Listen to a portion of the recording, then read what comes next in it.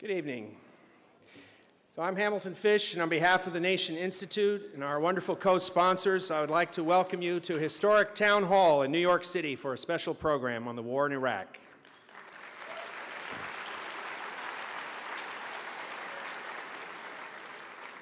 First, I'd like to recognize a few of our distinguished guests tonight. With us is the winner of the Nobel Prize for Literature, Toni Morrison.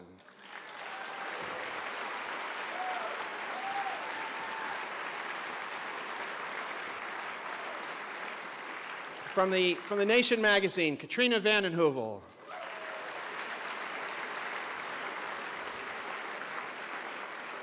And formerly from the Nation magazine, Victor Navasky. And the co-host of Democracy Now!, Juan Gonzalez.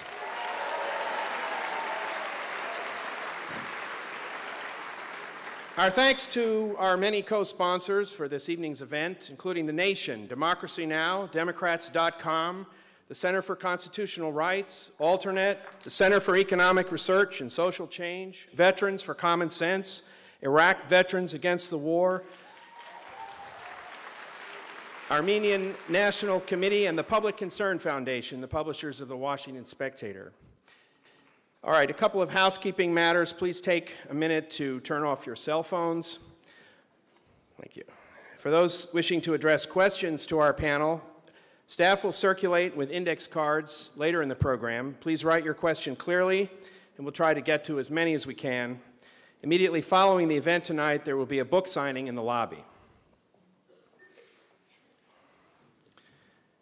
We gather tonight at yet another contradictory juncture in the perpetual war. Both major political parties have declined to address the reality of the occupation in Iraq. Two authoritative studies recently put the number of Iraqi deaths as a result of our presence in Iraq at above 1.2 million. Tom Engelhardt, editor of the indispensable online commentary TomDispatch.com, reminds us that in his memoir, Lieutenant General Ricardo Sanchez, the former commander of U.S. forces in Iraq, records the President of the United States in a video conference with Powell and Rumsfeld in 2004 on the eve of the attack on Fallujah. "Kick ass," Bush said. "If somebody tries to stop the march to democracy, we will seek them out and kill them. We must be tougher than hell.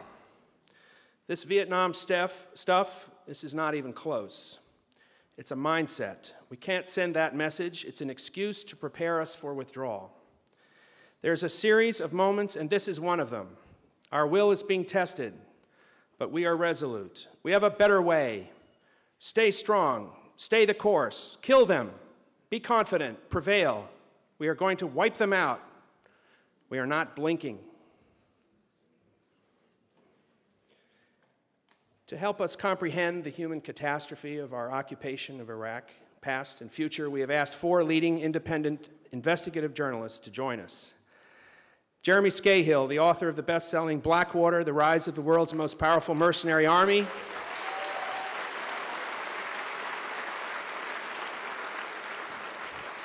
Scahill is a Puffin Foundation Fellow at the Nation Institute, a contributor to The Nation magazine, and the winner of a 2008 Polk Award. Chris Hedges.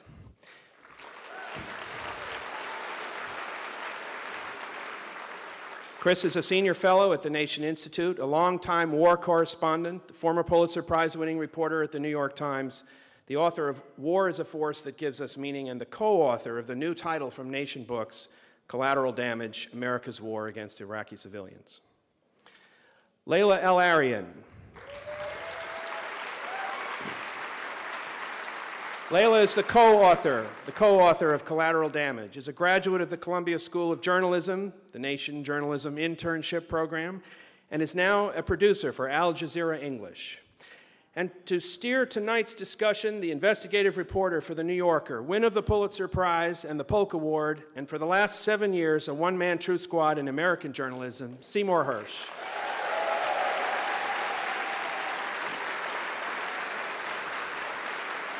Please welcome our panel.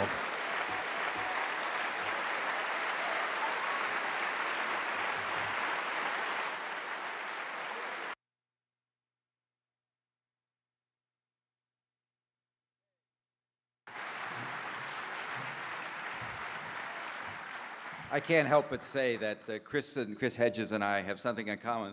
We were both together at the New York Times in what I call BWK days, which is before William Crystal.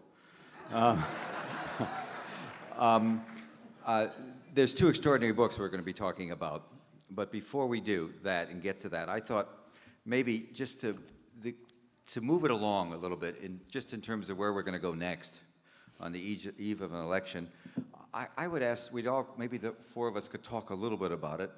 How do we get out of here? What's the way out of Iraq? Is it just as simply as saying we're going to withdraw troops? What about the word morality, which doesn't get mentioned very much? Do we have a moral obligation to the people who we've been bombing and strafing and brutalizing and whatever, et cetera, as you'll hear in some detail today, along with our own soldiers, who are equally as victims, as much victims as those they do damage to? So what is the way out? What is the right thing to do? Colin Powell once said, you know, if we own it, we own it. If we break the shop, or whatever the cliche was, we have to fix it. And I can tell you there was a meeting recently of some senior Obama advisors, in which one of them, a very serious guy, this is the foreign policy team that he's assembled, and this particular person has experience in the Pentagon, in the special operations area. It's sort of great that he's on the team. But he said, let's just get the hell out of there, it's their problem. So the question, Chris, what's the way out? What do we do? What's the right thing to do? First of all, the argument that's often made for retaining some kind of a presence, one that all of the candidates, from Barack Obama to Hillary Clinton and of course John McCain, have made, is that the occupation forces are a force for stability. And I think if you look closely at the interviews that we did with 50 combat veterans, all on the record, or you look at Jeremy's book on the mercenaries that have turned, you know, huge swaths of Iraq into the Wild West, it's clear that not only are we our presence does not contribute in any way to stability, but it is another form of violence in that cauldron of warlords and renegade militias and mercenary forces. It's just one more contributor towards daily atrocities that are visited on Iraqi civilians. That's the first part. The second part is that under post-Nuremberg laws, the invasion and occupation of Iraq is defined as a criminal war of aggression. We have no right to be there, and we have no legal or moral right to debate the terms of the occupation. You know, one of the things this administration has done, from Kyoto to the anti-ballistic missile treaty to the shredding of the Geneva Convention, is essentially destroy that delicate and important fabric of international law that was largely put in place by the United States since World War II. And we must begin a recovery of that. Otherwise, we will live in a world without rules, without laws, where any state can invoke its domestic needs to carry out preemptive war. And finally, I think the moral issue is real. You know, we have become essentially a rogue state, one that runs offshore penal colonies where we torture, one that abrogates for itself the right to invade countries that do not pose a threat to its security, so that, you know, and I think finally, as somebody who's covered a lot of insurgencies, the only two options now are a fairly quickly ordered or phased withdrawal, or the eventual collapse of the mission in Iraq. All we need is for Muqtada al-Sadr to cut the lines, to end the ceasefire, cut the supply routes. All we need is for the Bush administration to make a strike on Iran. Iran does not have the capacity to hit the United States. It does have the capacity to inflict tremendous damage on American installations with heavy loss of American life in Iraq, and it would.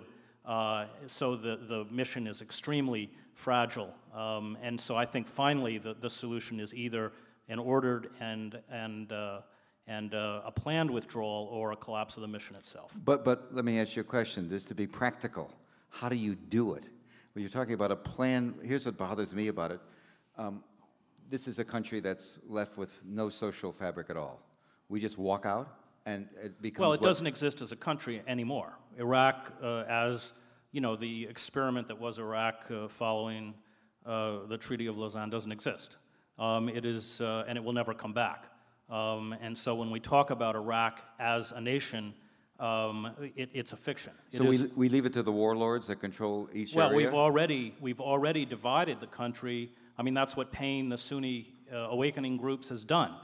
That's what allowing the Kurds to establish an independent enclave in the north has done. We have already carved up Iraq. Even Baghdad is now carved up into these labyrinths of ethnically cleansed pockets run by militias, criminals, kidnapping gangs, warlords, whatever you want to call them. But we have, let me just interrupt, we have no obligation to the innocent civilians there beyond leaving. Is that it? Well, that presupposes that our presence is somehow beneficial for Iraqi civilians, and I don't think that it is. No, but of course not.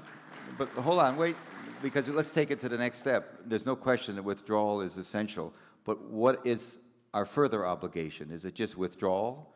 Do we encourage some sort of, do we encourage the neighboring states? Not that we have, I'm not talking about this administration, has no sway whatsoever, but the next administration presumably will have some ability to organize something regionally. Do we encourage, do we raise money? Well, we're not the only player in Iraq. So, I mean, the problem is the Saudis at the forefront, but most of the Sunni Arab states do not want to see a Shiite-dominated Iraq, and neither does Israel. And so what you are already seeing in the power vacuum is a bolstering of the Sunni awakening groups. Now, the Sunnis, who constitute a minority in Iraq, ran the intelligence service, they constituted the officer corps, and all of the special forces units. And by cutting a deal, we pay now about 80,000 Sunni awakening members salaries of $300 a month. By cutting a deal with the Sunni awakening fighters, we have allowed them to constitute a conventional force which has not only no loyalty, but deep animosity to the central government. We have unleashed centrifugal forces, which often happens in war, that we do no longer have the ability to control. But think a year ahead. We've started to pull out. And you're absolutely correct. Every fact you said is, I think, pretty much in the knowledge, what we've done with the Sunnis, et cetera, et cetera. What is our obligation for the innocents, to the young people, the kids that were born, that lived the last 7 years? Imagine what it's like to be becoming a teenager now in Iraq. What's our obligation beyond that? Beyond the notion that, you know, we're just another militia, as far as I'm concerned, inside Iraq. I think it's a really tough question. I don't think anybody's really dealing with it. I don't know what you think. If I can just weigh in here for a second. I mean, first of all, we have to recognize something right now on the ground in Iraq, and that is that the U.S. military is actually the junior partner in the coalition that's occupying Iraq. There's a much larger army of private contractors, a shadow army made up of huge war corporations like KBR, Bechtel, DynCorp, Blackwater, the list goes on and on. 630 corporations on the U.S. government payroll, drawing personnel from 100 countries around the world. This wasn't just about taking Iraq's oil or just about a conquistador agenda in the Middle East of the neocons. This also has been about a looting of the U.S. Treasury. But even with those facts on the ground, the reality is there's not a single serious candidate for president right now, described as viable by the corporate media, who actually has a plan to end the occupation. Barack Obama does not, sorry if I'm disappointing some folks, have a plan to end the occupation of Iraq. Barack Obama's plan will continue the occupation, and this cuts to your question, Sai. He has a plan to continue the occupation in a sort of Bush-light fashion, repackaged in a different way. The main areas of the occupation, the Green Zone, the U.S. Embassy, control of the Baghdad airport, Obama's going to preserve all of those and keep a force of 20 to 80,000 troops in Iraq. And so if we fast forward, as you're asking, a year into, let's say, an Obama administration, and Obama's plan is being implemented and he's pulling out combat brigades, he still has in place some of the hugest outposts of the U.S. occupation with no end game to remove them that I've heard from any of his people up until now, and will not commit to not using Blackwater and these other forces. So what should be done? The United States should pay reparations to the Iraqi people, engage. Well, that's what I'm. You guys we're gonna waste time if you applaud. But I'm not just throwing that out there as a bit of rhetoric. That if we have a president, which we haven't had for quite some time in this country, who's serious about international diplomacy, of course you have to. He's serious about international diplomacy. Crushing it's it. not right, how we define right. it. Yeah. But you would have to have leadership that brings to the table all of the neighboring countries that have a stake not just in the internal politics of Iraq, but in regional stability. And so right now, the Bush administration has created flypaper for the Iranians to come in and have influence in Iraq. I mean, you know this as well as anyone. Iran and Iraq fought a bloody war. Over 1 million people killed. Many of the Iraqi soldiers who were fighting against Iran were Iraqi Shiites. So let's be clear here. This is not like, you know, an old love affair that's being reunited. The Bush administration has given Ahmadinejad a tremendous platform on which to operate right now. The Saudis have enormous influence in certain pockets of Iraq. There has to be a disengagement of these countries that now have been given this prominent role in Iraq, a payment of reparations, and as long as there are 500 U.S. troops in Iraq and that monstrous U.S. embassy, there is going to be a legitimate resistance against the United States occupation. And also the idea that you can draw down troops to, I've heard the figure of 50,000, 50 to 60,000, which Barack has put out, is untenable. They're hanging on by their fingertips right now, and the only way they're doing it is that they have bought off the Sunni militias that were, you know, inflicting such heavy casualties on U.S. troops as well as Shiites throughout the country. And that's a pact with the devil. We tried the same thing in Afghanistan. We gave weapons and money to tribal groups. As soon as the weapons and money stopped, these people went right back into the arms of the Taliban. So the deal that we've cut with the Sunnis, we don't own these people, we only rent them. And in fact, what we are doing is laying the groundwork for a far more virulent and deadly insurgency than one we faced before. So, in other words, what we're saying here is that, of course, all of us are celebrating, perhaps, many of us are, a new president, perhaps, but we're all in a dreamland. No, I think that there's a real danger here with the presidency of someone like Barack Obama when it comes to the war, because I think a lot of his supporters believe what he says, believe it when he says, I was against the war in 2004 and I'm going to end it in 2009.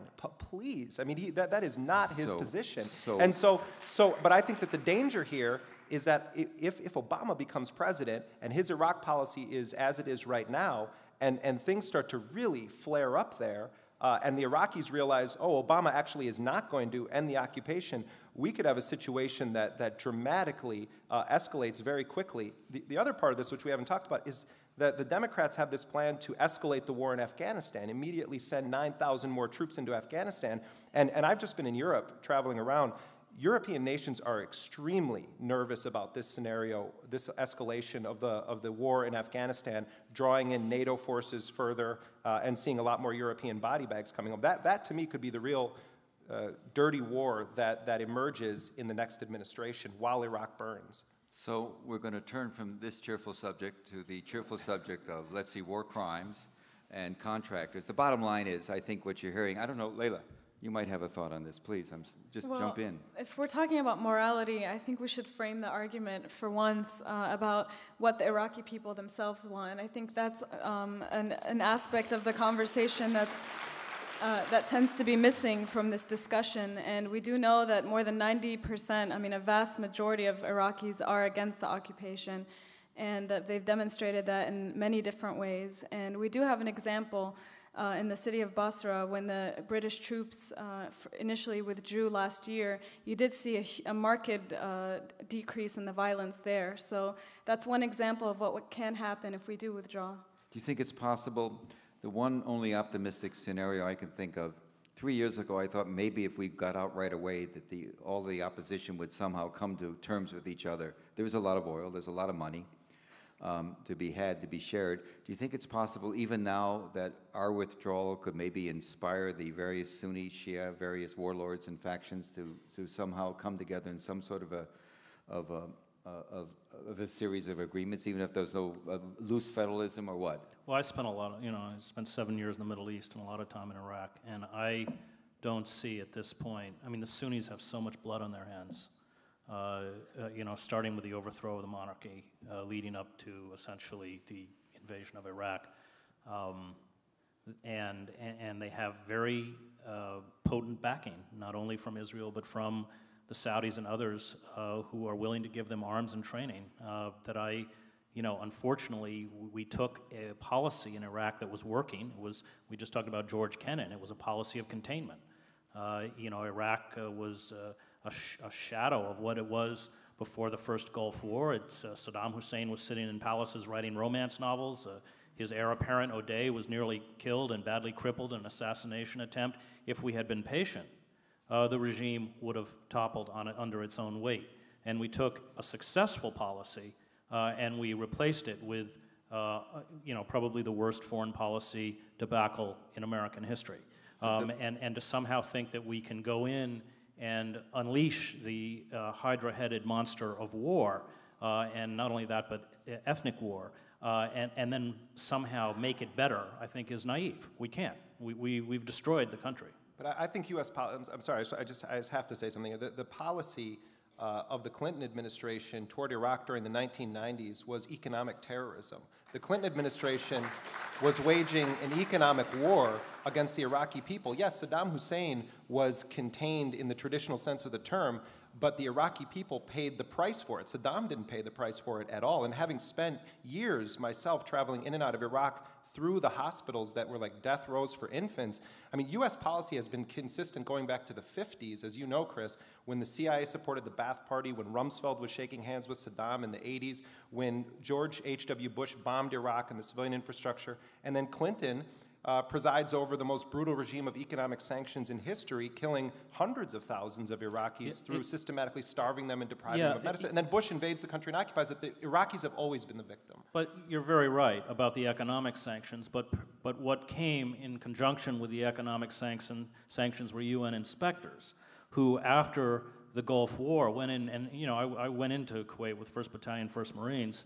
There were huge stockpiles of biological and chemical artillery shells that were ready to be fired actually on the Marines as soon as they engaged in the frontline reservist troops, and they had targeted those shells on the trenches.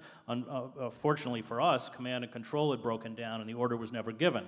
And it was the inspection teams that were able to go in and essentially destroy the Iraqi military in a way that the coalition forces never did during the war itself, that worked and that was vitally important in essentially defanging Iraq. I don't argue with you on the economic sanctions, but I think when we look at the ability of those inspection teams to go in and essentially clean the country up, and we now know in retrospect that they cleaned it up completely.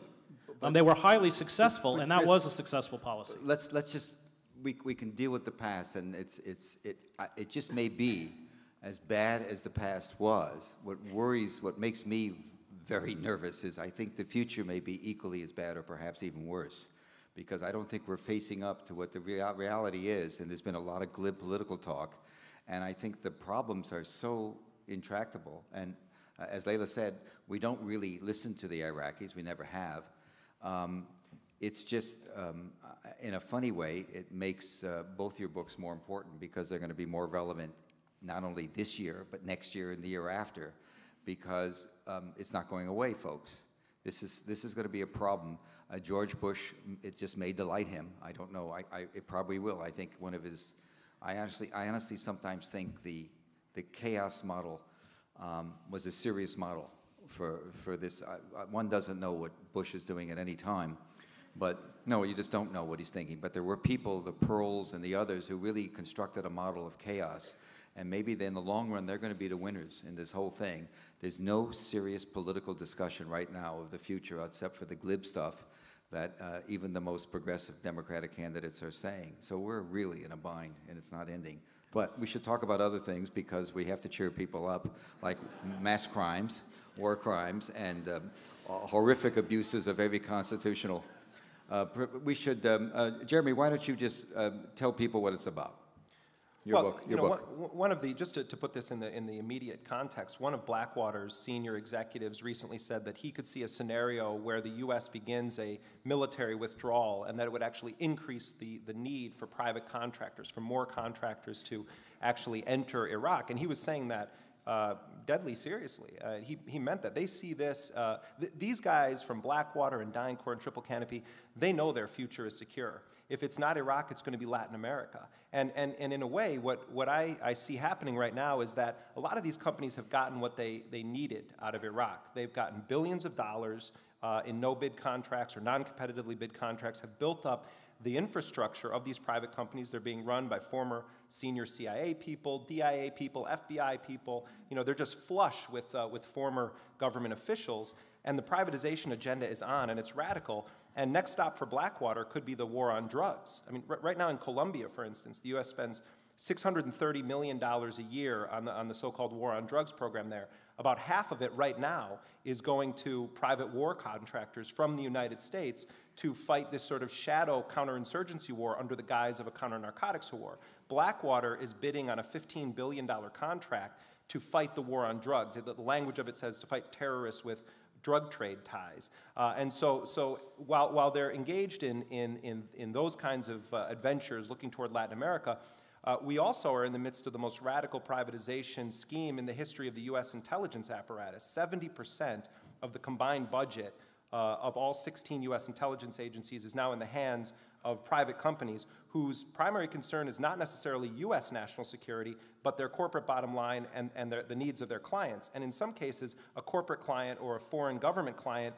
does not have the same interests as the United States government. And so I see this as part of this incredible radical privatization agenda. And if we don't wake up very soon to the fact that we are creeping toward a corporatist state, and that it's not just about, well, the Pentagon and the soldiers are the bad guys in this equation, and realize that these are for-profit companies whose entire livelihood depends on things getting worse. And so their future is secure regardless of who's at 1600 Pennsylvania Avenue. In your book, you write quite a bit about Eric Prince, the leader of the senior executive of Blackwater, and his sort of the cowing and the tittering the press, the love affair they have with him. We all know how the mainstream press, you know, our crowd, Chris, has sort of failed us in terms of its obligations under the First Amendment. What the hell happened here? I heard you with Amy and Juan yesterday talk about your sort of astonishment that despite all the press about the incident last fall and over your book, it still hasn't been, the issue of these companies and their roles still aren't very much on the agenda of most Americans. Well, I mean, first of all, this is the result of Nancy Pelosi and Harry Reid's leadership in the Congress. Their crowning achievement has been to get an approval rating lower than President Bush. And it's an extraordinary achievement. But the fact is, you've got Henry Waxman and about a half a dozen other people in the House, and then you've got a handful of people in the Senate who have made this even remotely a priority on their agenda. And to me, you know, if you look at it, if you're a Democrat power player, it's a no-brain issue. You've got a company that is an ideological foot soldier for the Bush administration, pouring money into Republican campaign coffers, that's alleged to have committed the greatest massacre of civilians in Iraq, committed by a private company. And you don't defund these guys? You agree with the Bush Justice Department that when Eric Prince comes before Congress, he doesn't have to answer any questions about the Nisour Square massacre? And I'm not sure if people realize this. Eric Prince, 2 weeks after his forces were alleged to have gunned down 17 Iraqi civilians, Maliki, the fake prime minister of Iraq, screaming about they need to leave. Terrible diplomatic crisis. Tell everybody exactly what happened there. Take a minute, just so they're all brought up to speed. A little bit after noon on the day of September 16th, 2007, a white Opel sedan being driven by a 20-year-old Iraqi medical student and his mother pulls into this square in the Mansour district of Baghdad. At the same time they pull in, 4 heavily armored vehicles are driving down the wrong side of the street. The men inside the armored vehicles see these two in the car, decide that they're a potential suicide bomber, and decide to shoot the 20-year-old medical student in the head. They then begin firing on the car and end up blowing it up, and that began a 15-minute killing spree by operatives from Blackwater. Among the victims were a 9-year-old boy named Ali. His head exploded in his father's lap. An Iraqi lawyer who survived it was shot 4 times in the back as he fled. And after these killings happened, nothing happened to the individuals who were alleged to have carried out the killings. In fact, they were given limited use immunity by the State Department, which is how Oliver North ultimately got off after Iran-Contra when the prosecution was attempted against him. His lawyers argued that he had this immunity and that the investigators would not have been able to bring a criminal case against him without information that they got from his immunized testimony. So the Bush administration engaged in an incredible cover-up of these killings, the Nisour Square killings. And what happened is that Henry Waxman, who's been investigating Blackwater for years, said, I'm going to get to the bottom of this, and they force Eric Prince to come out of his bat cave and appear. I think he thinks of himself as Batman. He comes out of the cave to, in the middle of the night to save all the, good people from the evil terrorists. And so when Eric Prince goes to Washington to testify, he went fully prepared. I had his prepared statement to be talking about Nicer Square. And he was going to spin a version of events that Blackwater was the victim of an armed ambush by enemies of the Americans. When we get to the hearing room that day, it turns out that the Bush Justice Department decided the night before, we're going to actually investigate this. The FBI is going to investigate it. So Congressman Waxman, please don't ask any questions about Nicer Square because you could contaminate the investigation.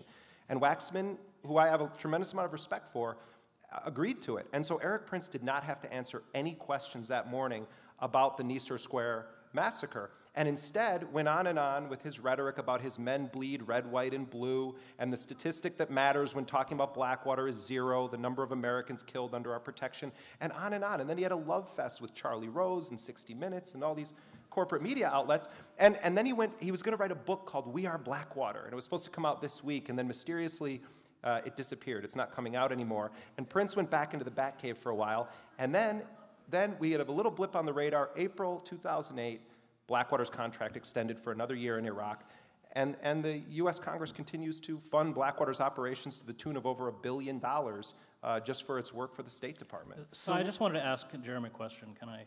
You can certainly do anything you want. What's that? You can absolutely do what you want. It's not a coup d'etat. I spent 2 years traveling around the country writing a book on the Christian right called American Fascists, the Christian Right and the War in America. And but I'm wondering, I think you can put the pieces. I mean, Eric Prince is a charter member of the radical Christian right, and to what extent is the rise of these mercenary forces, who now have, is it 3 large bases in the United States, are building their own armored vehicles, which they want licensed for U.S. roads, appeared in Katrina. To what extent is this essentially the last piece of the puzzle in essentially what is a corporate fascist state, and that is creating a private army? I watched it in the Balkans. I watched the old Yugoslav army get hollowed out and replaced with Serbian militias, Arkan and these groups. It's something that fascist movements did. It's something that what you do is essentially you destroy the legitimate armed forces and create a politicized armed force. And once that's complete, we have nowhere to go. And I just, I don't know how far you're willing to go with that. But. I mean, there's no question that this administration is destroying the United States military in a very significant way. We were talking beforehand about the ricochet impact that this so-called war on terror is going to have on this country, in the United States. When these guys come home and they start beating their wives, they're committing suicide, they're dealing with severe psychological issues that are not being adequately addressed by the healthcare system that is available sometimes to veterans in this country. And then there's another layer to it, which is, remember, there are actually more contractors than soldiers. What happens when they come home also? Well, some of these guys take up employment with other contractors and they continue working, and maybe they end up deployed at Hurricane Katrina. Maybe they become Border Patrol agents. But to the bigger question that Chris is raising, Eric Prince, the owner of Blackwater, comes out of a family that was at the epicenter of funding the rise of the radical religious right and the Republican Revolution of Newt Gingrich in 1994. And the people, and Sai, you know some of these names, the people that peppered this young guy's landscape when he was growing up: Chuck Colson, Nixon's hatchet man during Watergate, the author of Nixon's Enemies List, who now is an evangelical minister and a faith-based advisor to Bush. His heroes were James Dobson, Focus on the Family, Gary Bauer of the Family Research Council. He interned in George H.W. Bush's White House, but said it wasn't conservative enough for him. Eric Prince, the owner of Blackwater. So he's with all these people who they believed in the 90s that what they were doing was waging a war against Bill Clinton's secular dictatorship. And in the midst of all of these discussions, Eric Prince decides to start Blackwater and began building it in 97 and 98. And at the beginning, it was envisioned as a very different company than it is today. It was 9/11 and the attack against Afghanistan that pulled Blackwater into the mercenary business and getting it started with providing soldiers for hire. The Katrina operations were incredibly disturbing to see Blackwater operatives deployed on the streets of a U.S. city talking about confronting criminals and stopping looters. And I know from talking to Blackwater executives that Blackwater sent its forces into New Orleans with no government contract initially. 184 men in a Puma helicopter, and after a week they beat most agencies of the federal government there. In fact, I don't even know if FEMA has arrived yet in New Orleans, but they beat most agencies of the federal government there and began winning all of this business. And then the Homeland Security Department hires them because the Louisiana National Guard was over occupying in Iraq and Afghanistan. And Blackwater made over $70 million off those operations. So let me ask you this. Okay. All right. Go ahead, Layla. Thank you. Why don't you tell them about our book? Well, I think that obviously the issue of private contractors is disturbing, and I think it is a subject that's received more attention in recent years, and probably not enough attention, especially in the mainstream media. But I think an issue that hasn't really received attention is the day-to-day life for Iraqi civilians and the daily atrocities that occur in the country. And that's obviously something that we cover in our book through the interviews with 50 soldiers and Marines, active duty and veterans. And I think it was tremendously courageous of them to come forward and tell these stories because like the Nisar Square massacre that Jeremy spoke about, there are events that we've never heard of, and they're very similar. And it's tragic because it's so commonplace and so indiscriminate. So an Iraqi family can be driving down the street on the way to school or work and pass a checkpoint, and the soldier or Marine at the checkpoint can fire because the rules of engagement tell them they can. And what governs the rules of engagement is one simple rule. If you feel that your safety is at threat, you can fire. And we were told this time and time and time again by dozens of people we interviewed, people who served in Iraq and know the situation extremely well. And these voices are not being heard. And that's why we felt such a need to share their voices and share their stories with the world, because and so many veterans have told us this, is that when politicians want us, to parade us out to support the war, we get phone calls. But when we tell these stories that no one wants to hear, no one returns our calls. And one soldier specifically, who's, like Jeremy mentioned, there is this ricochet effect of people coming back, and they're deeply scarred and deeply traumatized by what they've been through. And this one soldier told me that he's had suicidal thoughts, and we've heard this so many times from so many different people. But he said that one time he was home from R&R on a break in between his deployment, and he saw a sticker. Someone actually had a yellow ribbon that said "Support the Troops." I'm sure you see these everywhere. And he actually went up and wanted to speak with this person and said, I'm a soldier serving in Iraq, and thanks for your support. And the guy turned around and walked away. And this story, I think, is very symbolic, because that's what people are doing. They're walking away. They're not listening to these stories. And I think the most powerful testimony is the fact that these atrocities are occurring, that these stories are being told by the people who either witnessed or participated in these incidents.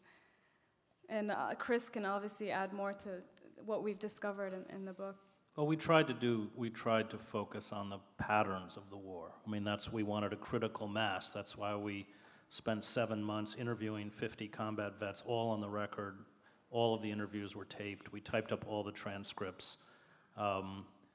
And I think we went after that number because we wanted to counter this idea that the death of innocents at a checkpoint or in convoys that are racing 50, 60 miles an hour down the middle of the street, not only running over Iraqi civilians, but slamming into Iraqi vehicles and often opening fire in the same way that Blackwater did in the incident Jeremy just related on anything that they see as a threat, is part of the daily reality of the war in Iraq. And I think part of the problem comes from the fact that both these mercenaries and the American occupation forces are allowed to use such heavy weaponry, belt-fed saws, 50 caliber machine guns, automatic grenade launchers in densely populated areas. So that anytime, and this was just something we heard over and over and over again, anytime an IED went off, they would lay down withering, suppressing fire. And we have some of the veterans would talk about actually the numbers of rounds that they expended into neighborhoods. And they very rarely stopped to investigate the casualties and the dead. And I think, we are talking about hundreds of thousands of people who have been killed by American soldiers and Marines in Iraq. And we never hear their voices. It's too dangerous. I'm not faulting the press at this point for not going out. You can't do it. And so we went through the back door. We found soldiers and Marines who exhibited physical courage in Iraq and a lot of moral courage when they came home to get up and speak the truth about atrocities that they either witnessed or in some cases participated in against Iraqi civilians. You have somebody in the audience, do you not? Yeah, Camilo Mejia is here.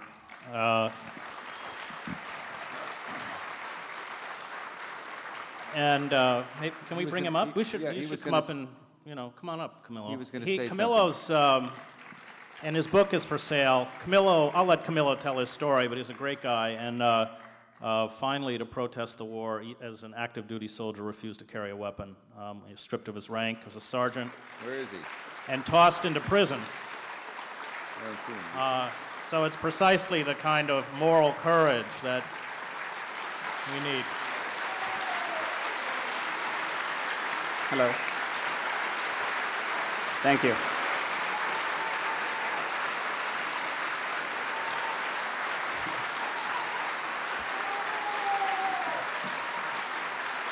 Thank you. Thank you all for being here.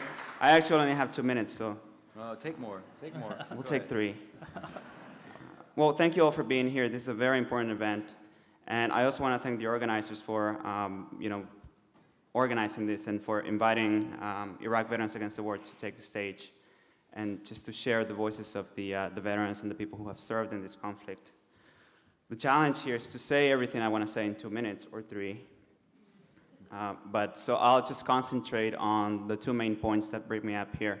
But before that, I want to just point out that we have members of the Iraq Veterans Against the War New York City chapter here with us today. And they're sitting up there somewhere. If they could stand.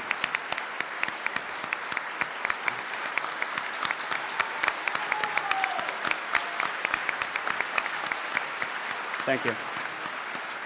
I think the main thing that brings us here is the reality of Iraqis under the U.S. occupation, and I'll just tell you a little bit of that reality from my own personal experience. One of the memories that I carry with me is one of this traffic control point that we had in the city of Ramadi. And basically this man in a vehicle could not stop basically because his brakes were broken. So we opened fire on it, and by the time we were done firing at this vehicle, I was standing about 2 meters away from it. I just could not see any traces of humanity left in what was in that car. It was just a bundle of flesh and blood. And just seconds ago, this had been a living, breathing human being who just had bad brakes. And I remember that when we left that site, which was next to our Ramadi's biggest mosque, we did not remove the vehicle. We left that site there. So this was the first thing that Iraqis saw when they woke up in the morning on their way to their mosque and their schools and things like that. Another memory that I have with me is when, right after a firefight, my squad was ordered to go on a search and destroy mission because they thought that there were some remaining enemy in the low ground next to the Euphrates River. And on our way to this search and destroy mission, we walked by the body of this man who had been decapitated by our machine gun fire. And the reason he was decapitated by our machine gun fire was that he was approaching the battle site and he would not stop. So they opened fire on him with the M50 caliber, the 50 caliber machine gun. And I remember that next to the body of this man was a small person. And they later told me that this was the young son of the man who had sat next to him in the vehicle when he was beheaded by our machine guns. And one of the things that struck me the most when I was writing this, because this is all in my memoir, was that I could not remember the face of this person. I could not remember that it was a child. I could not remember that it was, if this person was sad, crying, or anything. My memory had basically just erased all of these details, because perhaps because it was just too painful to bring with me and to have on the surface.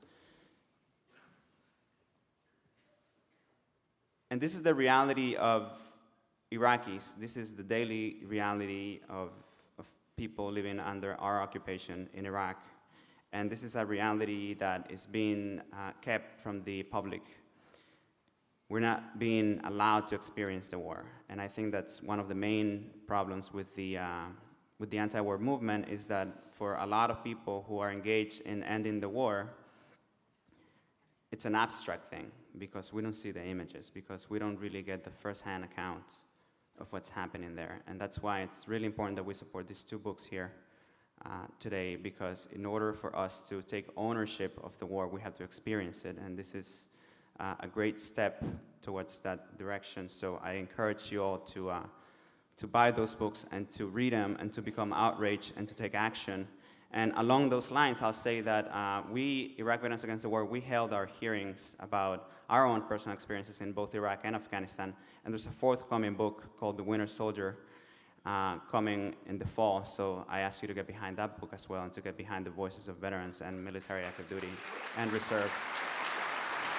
And these are the realities that we are dealing with upon returning home. These are the memories that we have to live with. And this is not something that we're in a position to leave behind. This is something that we carry with us. You live the war, but you live the war zone, but you bring the war with you. And these memories and this pain that we bring, we have two choices. And one of the choices is to become victims and to commit suicide. And there are many ways to commit suicide, and not necessarily just by taking your life in the physical sense, but by committing spiritual suicide. Or by taking that pain and turning it into something powerful and turning it into a driving force, which is the driving force behind Iraq Veterans Against the War's effort to end the occupation of Iraq. And I wanted to just basically make a comment on what Jeremy was saying, that there's a real danger when people feel that a particular presidential candidate is going to end the war, that, you know, that's just a wild fantasy. The only way that we're going to end the war is by taking people outside of our comfort zone and going into the streets and protesting. And we're doing our part in the military. We have over 16,000 people who have decided for one reason or another not to return to the war in Iraq. And we are organizing that resistance. And I make you the promise that Iraq Veterans Against the War is not going to stop.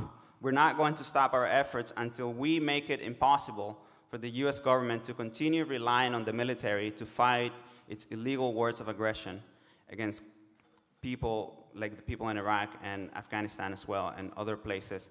We are no longer going to continue obeying unlawful immoral orders. We are going to stand for justice, and we're going to reclaim the language, and we're going to end this war, but we need your help for that. On a side note, because I think I've gone over my 3 minutes, just talking about cheerful news, I just wanted to share with you that the Canadian Parliament just passed a motion today to allow war resistors from the US to stay in Canada. So this motion is being challenged by conservative sectors in Canada. So I also would like to request your help and to ask you to put pressure on the Canadian conservatives and to just continue supporting GI resistance and to continue standing behind independent journalism, particularly those who dare to speak truth to power. So thank you all for being here. Support GI resistance.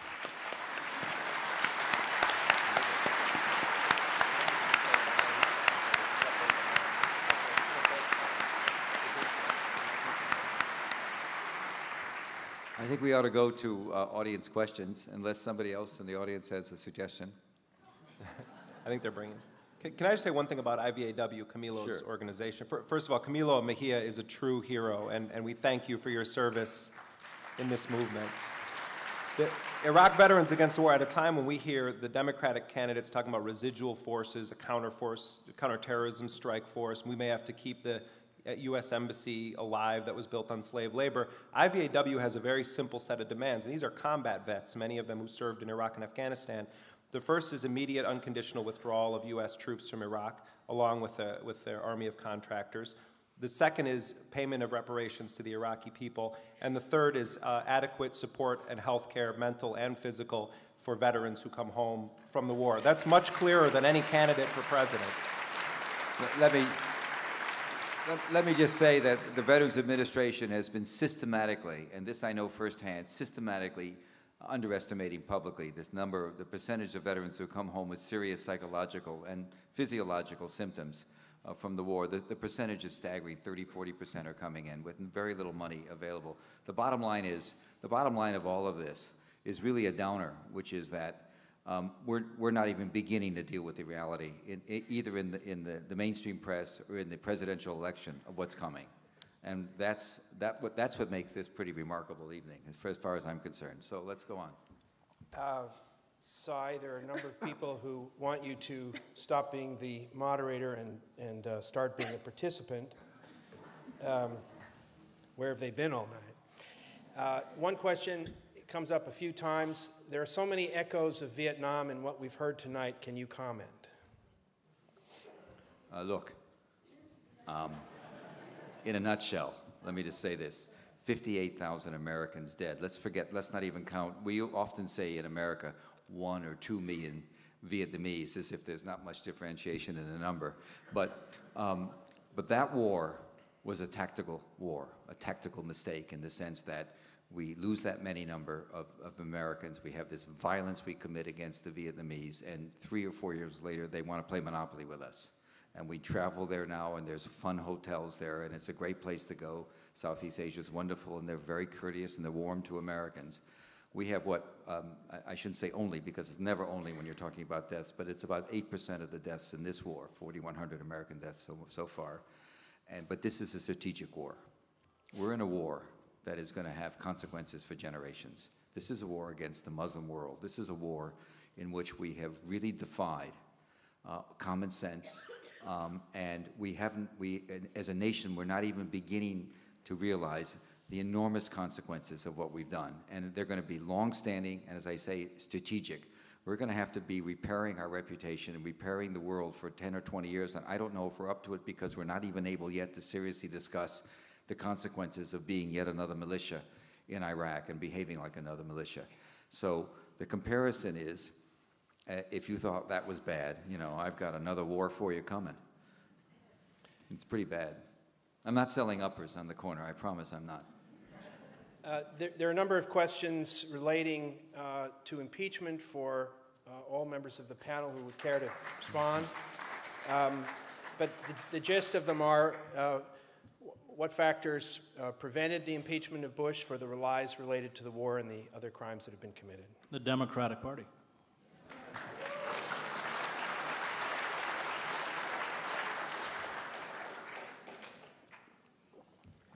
Move on. I don't think there's another one. Great answer. There are a number of questions about Kurdistan. If we pull out of Iraq now, what would be the future of Kurdistan? Is there one question? One questioner asks if we pulled out of Iraq, the questioner asks, would the terrorists run up and destroy what America fixed? In Kurdistan? Well, there's no way the Syrians, Iranians, and Turks are going to allow an independent Kurdistan. As long as it has a kind of federalist system where it's nominally associated with a country called Iraq, they can live with it. They don't like it. You'll see cross-border incursions, as you did a couple months ago when they went after the PKK stronghold up in northern Kurdistan. But if Iraq unravels, I think the most likely scenario is that there may very well be a thrust by neighboring states to seize whole chunks of Iraq. backing whatever ethnic group that they're supporting. But I think in the end, the people who are going to get the short end of the stick on this are the Kurds, who don't have any friends in the region at all. I just wanted to ask Layla a quick question, because I know, Layla, you recently were you were reporting from Syria and elsewhere, and you were doing something that almost never is done, and that is listening to the voices of Iraqis who are refugees, have been forced out of their country or have fled their country. And this is a story that is highly untouched by many media outlets, and I think that's another missing voice from this discourse. Maybe you could talk about what you experienced when you were in Syria recently. Absolutely. Looking at that. Well, going back to the issue of Shia and Sunni and them getting along, one of the stories I did want to look into when I went to Syria, and as I'm sure we all know, there's a pretty big refugee population in Syria, upwards to 1.5 million Iraqi refugees there, and it's definitely changed the dynamics of the country, including hiring the prices of the rent and food and everything else. And I did notice that the Shia and the Sunni communities there did get along fairly well. I'm not going to lie and say that it's ideal or it's how it used to be, but there is that peaceful coexistence. Now, part of it might be on the part of the Syrian government to ensure that there's no internal tension there among the Iraqi community, but I did notice that families were visiting each other, and and that was encouraging. It was definitely one of the more encouraging parts of the trip. But the situation for Iraqi refugees in Syria is bleak. Many of them have nowhere to go. The U.S. has only accepted a few thousand compared to even Sweden, which has accepted about 30,000 Iraqi refugees. So you can see kind of the difference, this small Scandinavian country versus our own country that actually went to war with the people we've turned into refugees. So definitely that issue needs much more attention. Their living situation even, I mean, there were Iraqis wearing coats indoors because they couldn't afford to pay for heat. I mean, a lot of them are living in complete poverty. Their children, they can't afford to send them to schools. So you have a whole generation of Iraqis, not only in Iraq, but in the diaspora that will be uneducated. So this is just the tip of the iceberg as far as not just what our own country will have to deal with as far as the long-term effects of what the veterans have to deal with, but also of the Iraqi people, both internally and outside of their own country. Either to Sai or another historian on the panel, when France decided to stop occupying Algeria, they withdrew very suddenly. Is France in Algeria a useful comparison, or is the USA in Iraq dissimilar? That's a frightening comparison for me, because some of the McCain people will argue that de Gaulle, as you know, was a colonialist, and he ran as a colonialist in the French elections, and then somebody does have a cell phone, and then turned around after a couple of years and stood up against, ordered the withdrawal of French troops from Algeria. And similarly, McCain people, they're suggesting that don't listen to what he says, he may end up being different. They also suggest, some of the McCain people, they cite the Eisenhower model in '52, when he ran in favor of the war with Korea, but turned around once he got in. Those analogies scare the hell out of me, because they suggest a rationality to McCain I'm not sure that exists. But some of his people have said that to me. They've used that model in conversations with me recently, used that model about how you really can't predict. But the French, it's important to think about what de Gaulle did. He came into office and he changed 180 degrees. And I'd like to think, in my fantasy, that Obama knows better.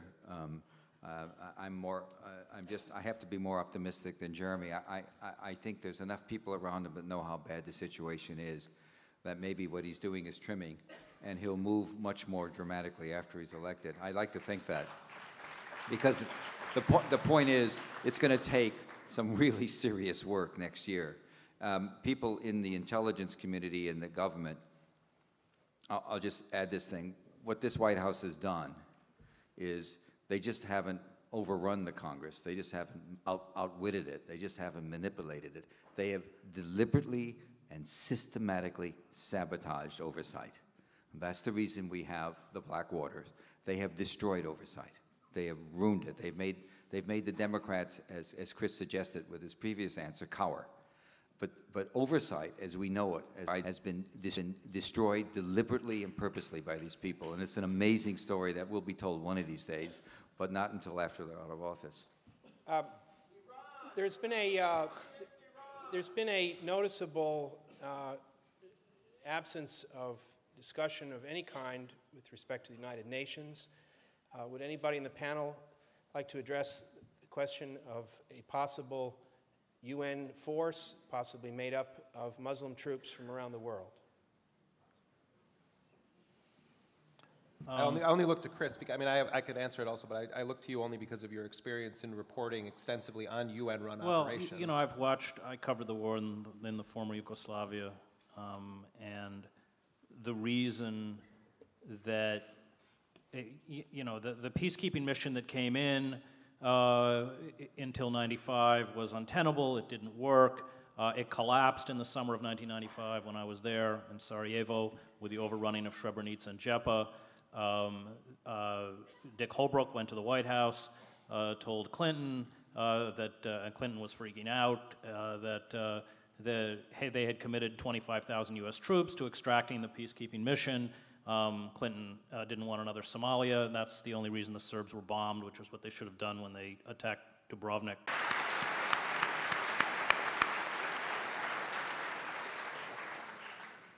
Jeremy, one day after you covered on Democracy Now!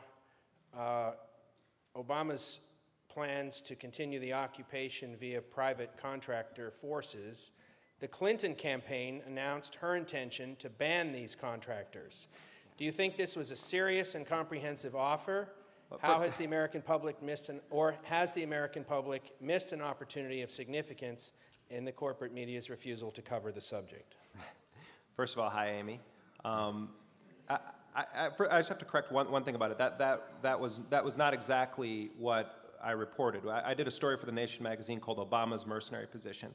I did not intend to do a story only about Barack Obama. I wanted to look at both Obama and Clinton's positions on the future use of private security companies like Blackwater, Triple Canopy, and DynCorp. Obama's people were somewhat reluctant to talk about it, but ultimately did make some of the senior foreign policy people available for on-the-record comment. Clinton's people played hide-and-seek with me for 10 days, and when I eventually got on the phone with one of her top foreign policy people, he told me, when I started asking him questions, oh, I'm actually not the right person to talk about this, we have to get someone else for you. And they wouldn't so much as issue me a statement, they stopped returning my phone calls. Anyway, the short of it is that we went to press with the story and focused it in on Obama and said in the piece that Hillary Clinton would not make anyone available from her Senate staff or her campaign staff. And Obama's people took a bit of a hit on the piece because they were forced to admit that Obama can't rule out using these companies because his Iraq plan calls for actually a surge in the presence of diplomats on the ground in Iraq. Who guards the diplomats? Well, it's Blackwater, Triple Canopy, and DynCorp. And that Obama would not sign on to legislation sponsored by Bernie Sanders in the Senate and Jan Schakowsky in the House called the Stop Outsourcing Security Act, which would effectively stop the use of these companies in Iraq and Afghanistan. The day after I did that story, Hillary Clinton releases a statement on her Senate website saying that Hillary Clinton is going to co-sponsor legislation to ban Blackwater and other private security companies in Iraq 5 days before the Texas and Ohio primaries. Let me say this, Hillary Clinton has been 5 years on the Senate Armed Services Committee. She has been missing in action and words on this issue. While I welcome the fact that Hillary Clinton has become the single most important political figure in the U.S. to call for their banning, I look forward to her making this her top legislative priority when she's back in the Senate. Just in response to something that Sai said, though, about my view of Barack Obama, listen, most of my best friends are in love with Barack Obama. I'm not trying to break up anyone's affair with Barack Obama. I just want you to cheat on him a little bit with conscience on the war, and make him be the candidate he says he is. Hold him to those terms. No residual forces in Iraq, no keeping that U.S. embassy, no green zone, and a faster timetable for getting the troops out. But on this issue, Obama actually is one of the only people in the Senate who understands this issue. He's the sponsor of legislation I've been very critical of, but it is the leading legislation that has a chance to pass dealing with these companies. His staff and his advisors, I totally concur with Sai on this. they understand the game here. They know what's at stake. The problem is that we have from now until November to hold Obama to a much higher standard than he seems to be holding himself when it comes to the war, because after November, if Obama wins, he doesn't need any of you anymore for political support on that level. So that's why I think it's important to be very critical, even if you're within the Obama camp and you're one of those people going to those rallies, to call up that office and say, no residual forces, faster timetable for withdrawal, no use of Blackwater. All right. Layla? Layla, could you discuss the ramifications of the millions of refugees living or surviving abroad, and also the plight of women and specifically widows? I've heard muffled reports about widespread means to survive and feed children. How widespread is this in the Iraqi diaspora? Well, as far as the general situation of Iraqi refugees, as I mentioned, it's bleak. Many of them are no longer getting accepted to the countries that were accepting them. There's only a handful of countries, including the US and Canada and Australia, that are actually accepting refugees. And like I've said, we've only accepted a few thousand, and we definitely have a lot more work to do as far as getting these refugees accepted. And even after they're accepted, we have to actually resettle them, and that takes a whole process to resettle these refugees and make them feel comfortable in their new home. Now, when I was in Damascus, I actually did a story for an Australian newspaper because there were a handful of Iraqi Sabian families. Sabian Mandians are a minority faith in Iraq. They were a thriving community before the war, and like many minority communities in Iraq, after the invasion, our invasion basically almost made them extinct because they were targeted by different groups. A lot of the fathers and the head of households in those families were killed, some of them beaten to death by angry mobs, and many of them were forced to leave their communities that they've known for thousands of years. Again, it's a pre-Christian religion, so it's thousands of years old, and they've had to, some of them go to Syria and resettle, and they really want to move to Australia, the specific families that I interviewed, because that's where their church and their community is located.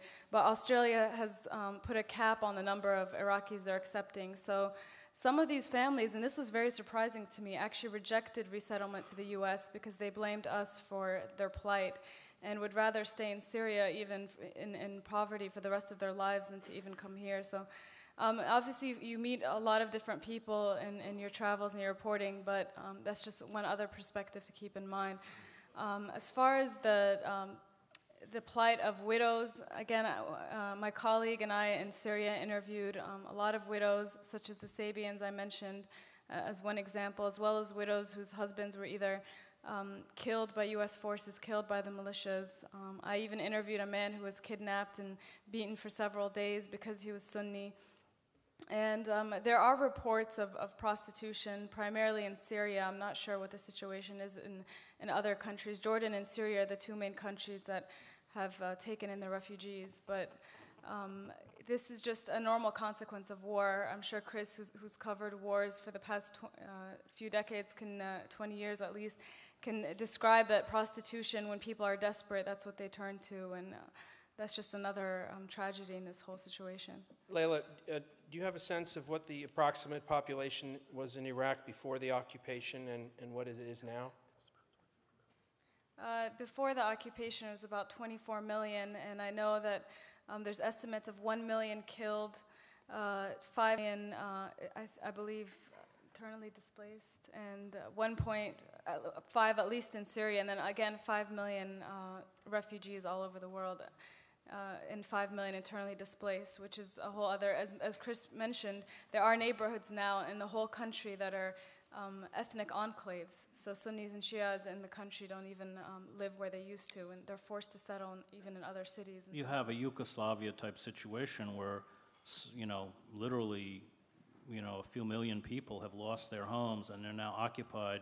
Those homes are occupied by people from other ethnic groups, and just sorting out that mess alone will be extremely difficult. I wanted to add something to this refugee discussion. Kofor Black, who is one of the top executives at Blackwater and is heading up Blackwater's private CIA called Total Intelligence Solutions, which is marketing CIA-type services to Fortune 1000 corporations. He actually was interviewed, and this is going to come out in a piece I'm doing for The Nation magazine very soon, but he was interviewed on CNBC, the business channel, and was identified as a, Ambassador Black, one of the top U.S. counterterrorism officials, and he was brought on to discuss investment in Jordan. And it was not made clear at all during the course of the interview that he actually works for the Jordanian government, for King Abdullah, which has hired Blackwater.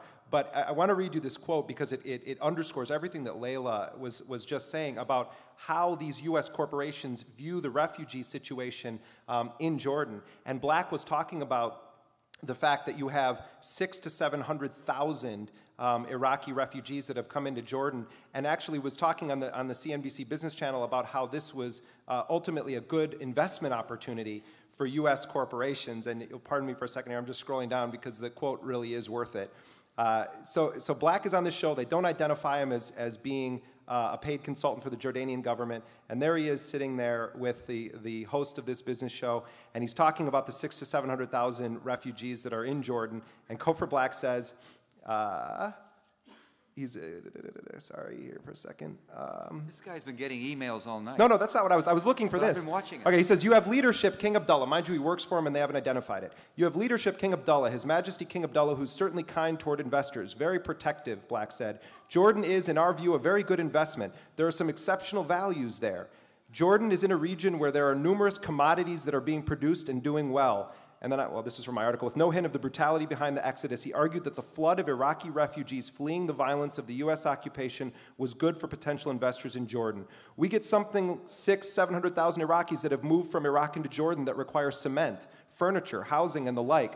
So it's an island of growth and potential, certainly in that immediate area. So it looks good. There are opportunities for investment. It's not all bad. Sometimes Americans need to watch a little less TV, but there is opportunity in everything. Jeremy, the only thing that's harder to swallow than a journalist who won't accept a United States senator's endorsement of his position is a journalist who quotes himself on a panel. I was quoting Kofar Black. This is hot off the presses. This is going to come out tomorrow. There's a series of questions that are a kind of offshoot of the impeachment question, maybe a little more textured. Alphabetical. What is is this a the Quaker chance, meeting? What's going on? Is everybody going to stand up and say something? What is the chance of Bush ever being held by a foreign government and tried for war crimes? And then, there is actually an important technical implication here. And then, also, in England recently, an activist attempted to effect a symbolic citizen's arrest of John Bolton for war crimes. Is there any realistic possibility that any of the architects of the Iraq war would be brought to account in an international war crimes tribunal in the foreseeable future?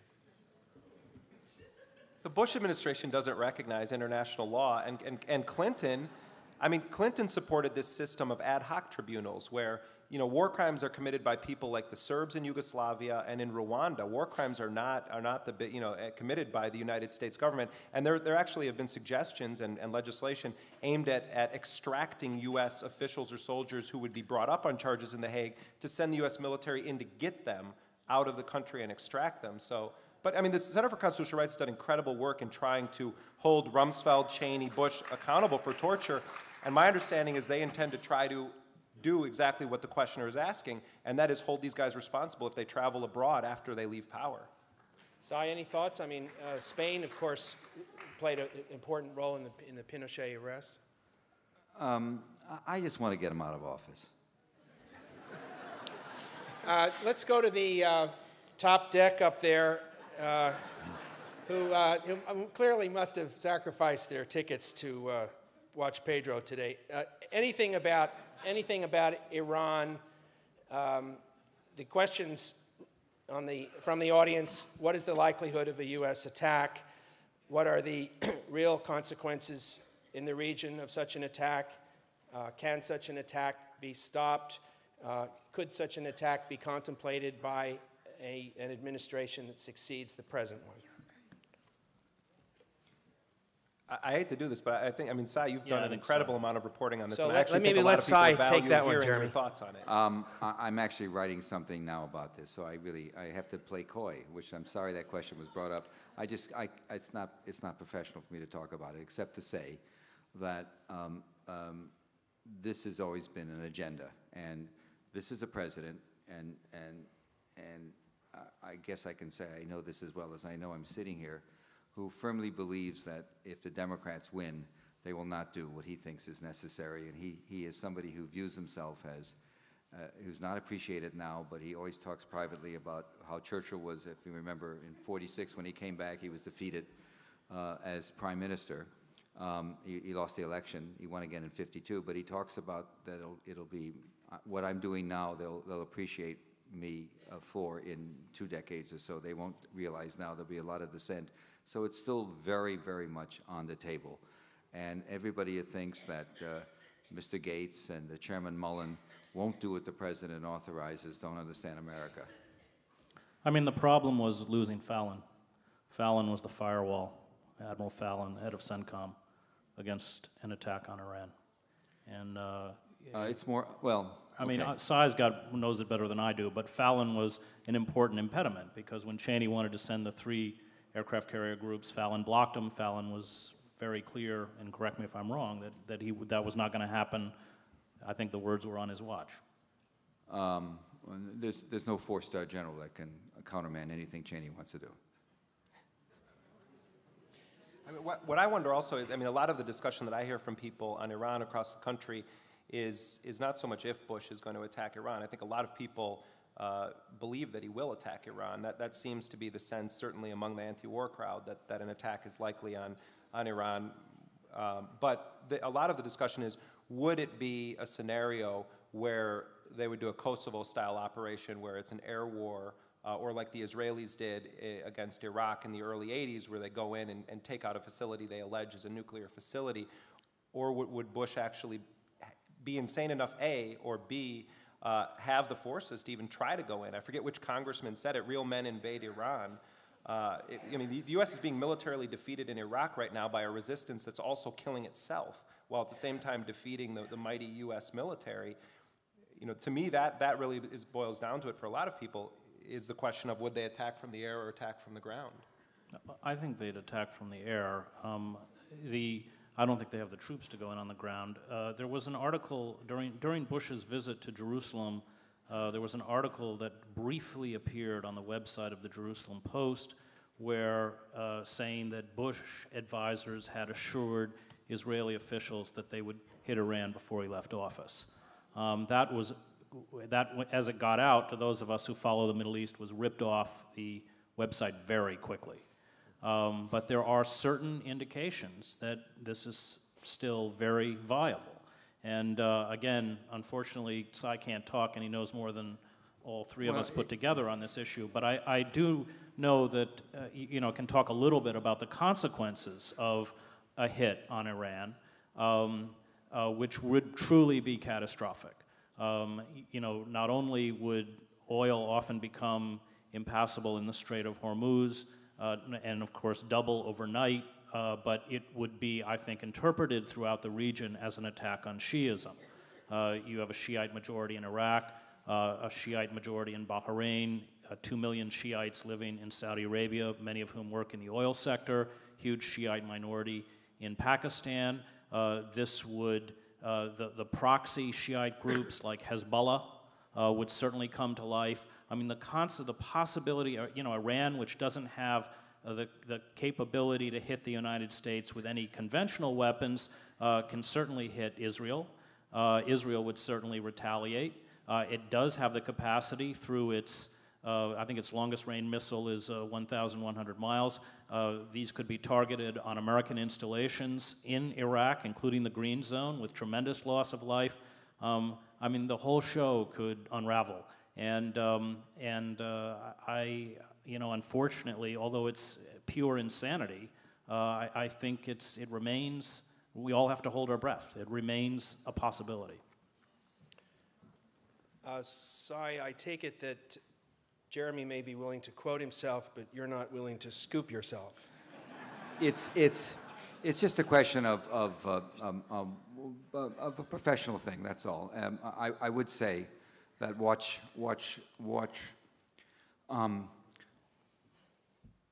this Israeli approach to Syria, because Ehud Barak is very interesting and very consistent. And in 2000, when there were serious talks going on at Camp David and in West Virginia, if some of you might remember, the big issue for Barak when he was prime minister was he wasn't going to make a settlement with Arafat. He wanted to make a settlement, if you remember, with Syria first. And for Barak, the idea of separating Syria from the pack before you do anything is very, very important. So there's a way of interpreting the Turkish gambit with the Turks playing the interlocutory role between Israel and Syria as very interesting in the sense that if you can somehow move largely Sunni Syria, the Alawites, who are a mildly a sect that's probably closer related to the Shia than the Sunni, but the country is overwhelmingly Sunni. If you could somehow remove Syria from the Iran nexus, you would then really have a constellation of Sunni versus Shia that would still play to this administration's fanaticism about doing something about the Shia world before they leave office. So you can see the approach of the Israelis to Syria as something that could possibly tell you what could be coming down the pike. And I could also tell you that you also have to watch the election, because if McCain's in trouble, that also might have some implications for what might happen. All of these things are on the table. And I would just say this. I do know these guys. I've been much more inside than I can probably even say until it's over. But they're going to be lethal until 11:59 a.m. on January 20th, 2009. It's not going to end with the election, no matter who wins. So it's really, there's never been, never in the history of our country, a government like this one. Never. Nothing close. In connection with the description of an unaccountable government, to Jeremy and to Chris, with the rise of a privatized army with an ideological and religious agenda that is seemingly outside the realm of legal accountability, is the Praetorian Guard coup scenario a real possibility? How would a coup look any different than what we have right now? Look. These guys butter both sides of the bread, and the reality is that Bill Clinton was a major supporter of the privatization agenda, specifically the agenda of armed private security companies. He really was a major backer of them.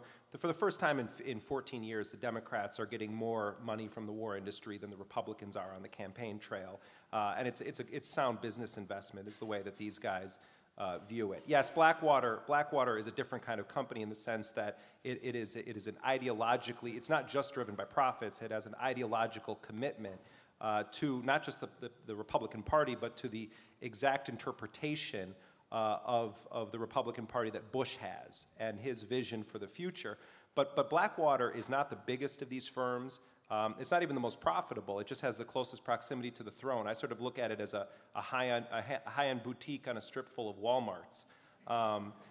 So, I understand why people say that, why that question would be raised. I think they already are a threat to U.S. democracy. But when we start to talk about a coup, would that we had the political movement in this country that would necessitate a coup, or leadership in Washington that would make these guys think they had to enact a coup? Well, what we're undergoing is a coup d'etat in slow motion.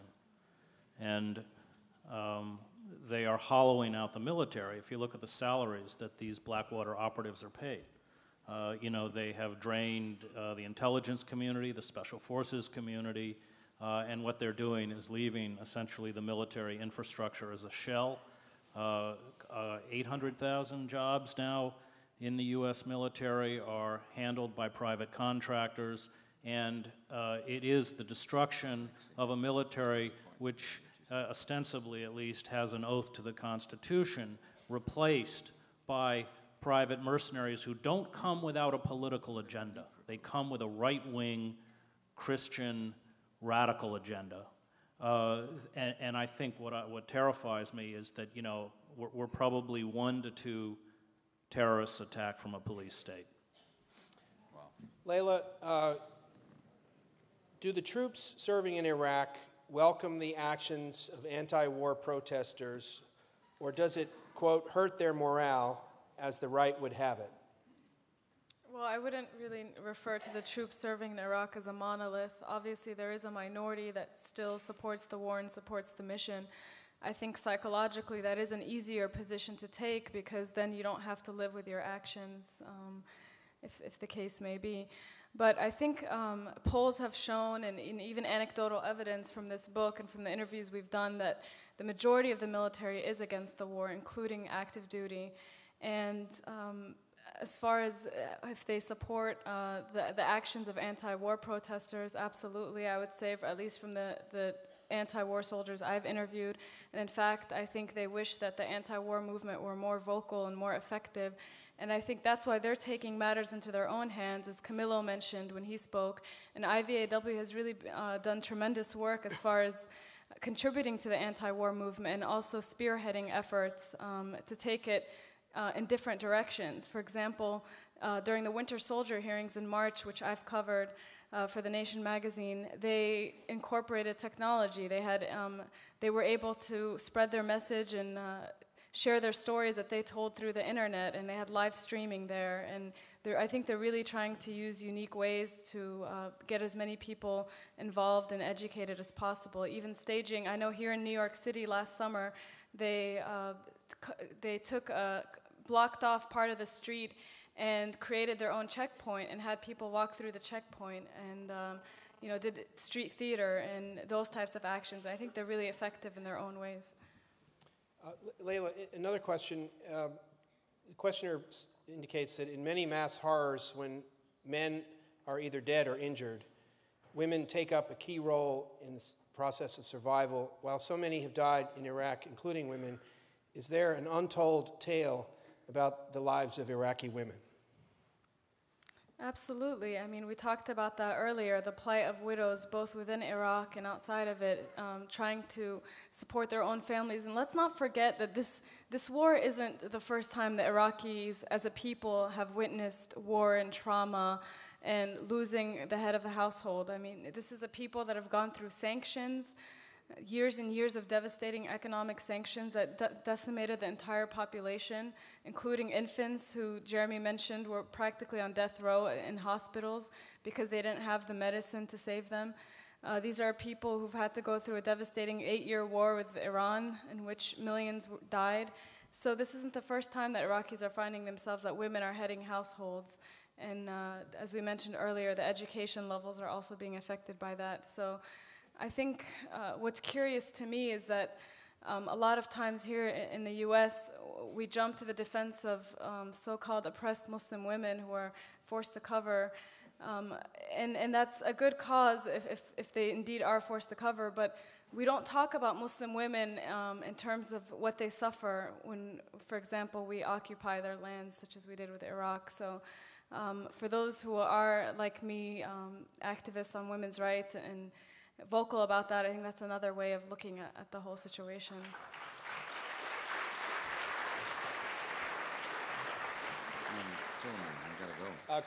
Chris, you've covered the Middle East extensively. To what extent are the traditional roles upended, and is the United States waging a proxy war on behalf of the interests of the State of Israel? And if that's too sharply drawn, to what extent are the interests of the State of Israel reflected in the American occupation of Iraq?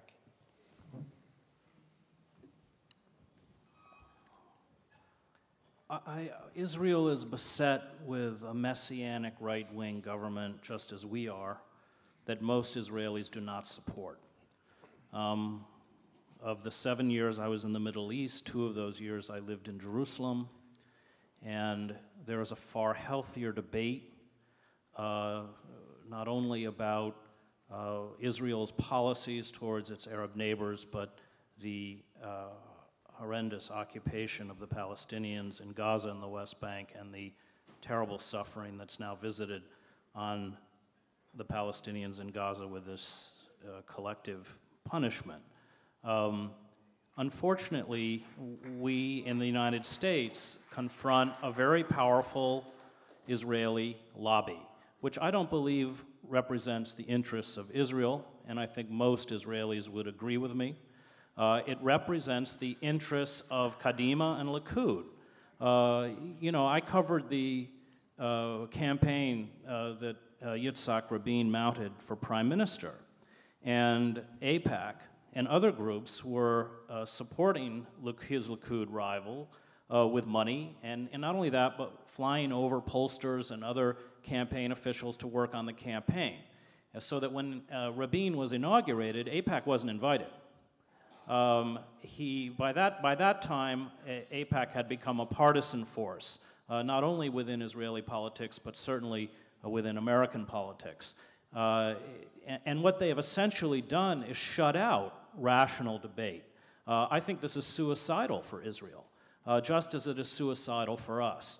And this nexus or this fusion of neocons with Christian radicals, with messianic figures like Olmert or Sharon, has been devastating. And of course, many of the people like Fife and Pearl and Wolfowitz and others are all part of this community. And I think for those of us who care about not only the United States but Israel, are horrified that they are able to drive through and effectively silence any kind of dissent, any kind of outspokenness on behalf of the Palestinians. You see it in the campaign debate. Barack Obama, when he gets up and speaks about the Palestinian issue, has to read from the script that AIPAC gives him. In the end, it's tragic. It's tragic for the Palestinians, it's tragic for us, and ultimately it's tragic for Israel. I covered the Oslo Agreement. I did pre-Oslo and post-Oslo. And unfortunately, we have never recovered from the horrible assassination of Rabin, who understood that he had to find another route. That repression and sort of grinding the Palestinians into the ground with the heel of your boot was just counterproductive and wasn't going to work. And what happened after Oslo? I would hear Hebrew on the streets of Amman. I ran into a group of Israeli tourists speaking Hebrew in Rabat, in Morocco. They opened a trade office in Dubai. And after Rabin was killed, Likud came in, and then its successor, Kadima, and destroyed all of that. And that was deeply tragic because the architects of Oslo understood that the way to break the back of the Israeli and the Palestinian conflict was to give Palestinians hope, to integrate them into the Israeli economy, and give them a stake in the future of Israel.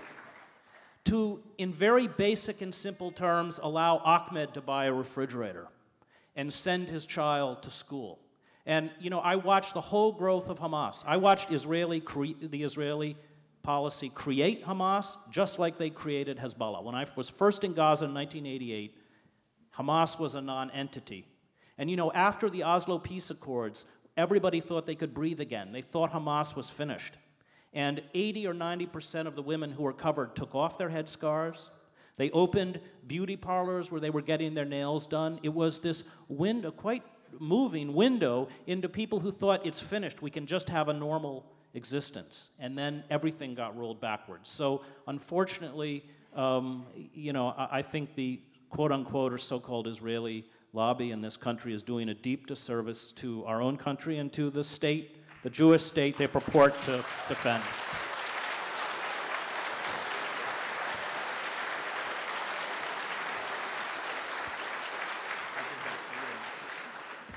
We've reached the end of our evening. I want to thank our panel, especially Cy Hirsch, who has to catch a 10:30 flight back to Washington. He's working on deadline. Please give our panelists a big hand. Thanks to you. Good to meet you, Jeremy. Quickly, what were the messages you gave?